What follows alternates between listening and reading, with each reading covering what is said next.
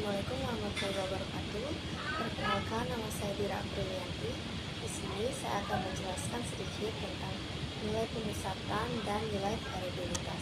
Kemudian saya juga akan menjelaskan sedikit tentang pencarian kurtosis, koefisien kurtosis persentil, dan stereotypes. Nilai pemusatan atau measure of central tendency. Apa itu nilai pemusatan dan contohnya?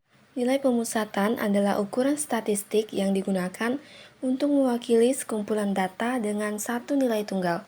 Tujuannya adalah mencari titik tengah atau nilai yang paling mewakili dari data yang ada. Misalnya, nilai ujian siswa yaitu 60, 65, 70, 75, 80, 90. Daripada membaca semua data, kita bisa cukup menyebut nilai rata-rata yaitu 73 untuk mewakili seluruh data yang ada. Ukuran sampel atau sample size yaitu banyaknya data yang dimiliki. Sampel dilambangkan N, misalkan 30 siswa. Populasi dilambangkan N, misal semua siswa di sekolah. Mengapa ukuran sampel ini penting? Karena ini mempengaruhi cara kita menghitung median atau kuartil, yaitu posisi data, tingkat ketelitian, dan penulisan simbol. Contohnya, data tinggi 6 siswa, N yaitu 6. Nilai tengah atau central value, angka yang paling mewakili keseluruhan data. Implementasi diwujudkan lewat mean, median, dan modus. Tiap ukuran memberi tengah dari perspektif berbeda. Mean yaitu pusat aritmetika atau rata-rata, median pusat posisi atau angka di tengah setelah diurutkan, modus yaitu pusat frekuensi, yaitu yang paling sering muncul. Jenis-jenis nilai pemusatan ada 3 ukuran utama nilai pemusatan. Yang pertama adalah mean, yang kedua adalah median, dan yang ketiga adalah modus. Mean dihitung dengan menjumlahkan semua data lalu dibagi banyaknya data. Contoh, ada data yaitu 10, 20, 30. Mean-nya yaitu 10 ditambah 20 ditambah 30 dibagi 3, sama dengan 60 dibagi 3 dan hasilnya 20.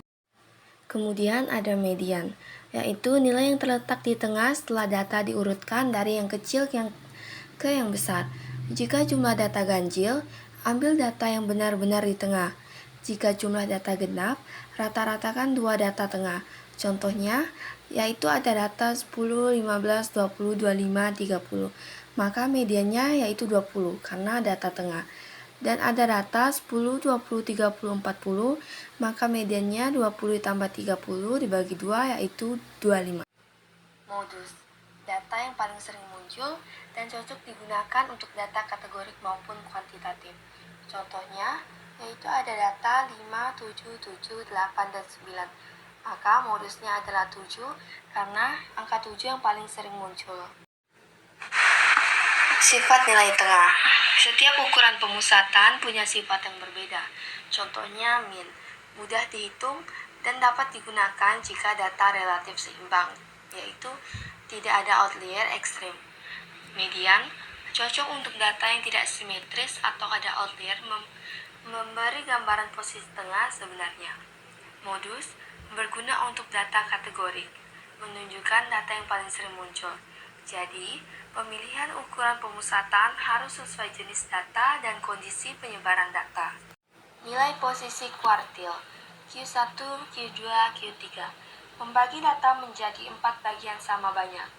Q1 posisi 25%, Q2 median memiliki posisi 50%, Q3 memiliki posisi 75%. Menentukan posisi data tunggal. Contohnya, N sama dengan 10. Data terurut, posisi Q1 0,25 dikali dalam kurung 10 ditambah 1 tutup kurung sama dengan 2,75. Antara data kedua dan ketiga, ambil nilai di antara keduanya. Interpolarisasi linear.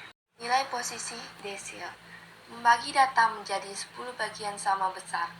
D1 sama dengan 10% data terendah, D5 sama dengan median 50%, D9 sama dengan 90% data terendah. Posisi persentil. Membagi data menjadi 100 bagian sama besar. P25 sama dengan Q1, P50 sama dengan median, P75 sama dengan Q3. Nilai variabilitas. Nilai variabilitas menunjukkan seberapa jauh nilai-nilai dalam suatu data menyebar dari rata-rata. Semakin besar variabilitas, berarti nilai-nilai dalam data itu semakin beragam. Sebaliknya, jika variabilitasnya kecil, maka data cenderung seragam atau mirip-mirip. Kita bisa melihat contohnya di sini. Kedua data memiliki rata-rata yang sama, yaitu 70. Tapi data A semua nilainya sama, variabilitas 0. Data B nilainya menyebar dari 50 sampai ke 90, maka variabilitasnya tinggi. Rata-rata simpangan. Rata-rata simpangan adalah rata-rata dari selisih antara setiap nilai data dengan rata-ratanya. Tapi, karena selisih bisa negatif atau positif, maka kita pakai nilai mutlak. Tujuannya supaya hasilnya benar-benar menunjukkan seberapa jauh dari data-data tersebut, tanpa dipengaruhi arah positif atau negatif. Jadi, ini seperti kita menghitung rata-rata jarak semua data terhadap pusatnya. Bisa kita lihat contohnya di sini. Varian adalah ukuran yang menunjukkan seberapa besar penyimpangan nilai data dari rata-rata. Tapi penyimpangan ini dikuadratkan dulu. Kenapa harus kita kuadratkan? Supaya nilai negatif menjadi positif dan agar penyimpangan yang besar lebih berpengaruh.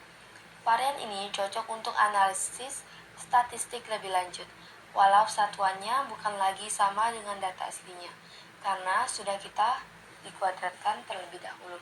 Contohnya bisa kita lihat di sini. Standar defisiasi. Standar defisiasi adalah akar dari varian, sehingga satuannya sama dengan data aslinya. Ukuran ini sangat umum dipakai karena praktis menunjukkan rata-rata jarak data terhadap rata-rata. Semakin besar standar defisiasi, semakin tersebar nilai-nilainya. Kalau kecil berarti datanya cenderung berkumpul dekat rata-rata. Contohnya bisa kita lihat di sini. Range adalah selisih antara nilai paling tinggi dan nilai yang paling rendah dalam data. Ini adalah cara paling mudah untuk mengukur penyebaran data. Tapi kelemahannya, range ini sangat dipengaruhi oleh nilai ekstrim atau outlier. Jadi kurang cocok jika data yang kita miliki punya angka yang sangat berbeda sendiri. Contohnya bisa kita lihat di sini. Semi-interquartile range. Semi-interquartile range adalah setengah dari jarak antara kuartil ketiga Q3 dan kuartil pertama Q1. Artinya, ini menunjukkan seberapa tersebar 50% data di tengah. Karena hanya berfokus pada data tengah, semi-interquartile range tidak terlalu terpengaruh oleh outlier. Jadi lebih stabil dan sering dipakai saat data tidak simetris. Contohnya bisa kita lihat di sini. Desil range. Desil range adalah selisih nilai desil ke-9, D9, dan desil ke-1, D1. Ini artinya menunjukkan lebar sebaran yaitu 80% data di tengah-tengah. Seperti semi EQR, desil range juga tidak terpengaruh besar oleh nilai ekstrim karena hanya melihat sebagian besar dari data yang berada di tengah. Contohnya bisa kita lihat di sini. Selanjutnya yaitu pencarian kurtosis, koefisien kurtosis persentil, dan skewness. Kurtosis yaitu keruncingan distribusi. Kurtosis menggambarkan tingkat keruncingan atau ketajaman puncak distribusi data dibandingkan dengan distribusi normal. Jenis-jenis kurtosis ada 3. Yang pertama, leptokurtik. Puncak data lebih runcing atau tinggi dari normal. Yang kedua, mesokurtik. Sama seperti distribusi normal. Yang ketiga adalah platikurtik. Puncak data lebih datar dan landai. Contohnya bisa kita lihat di sini. Koefisien kurtosis persentil.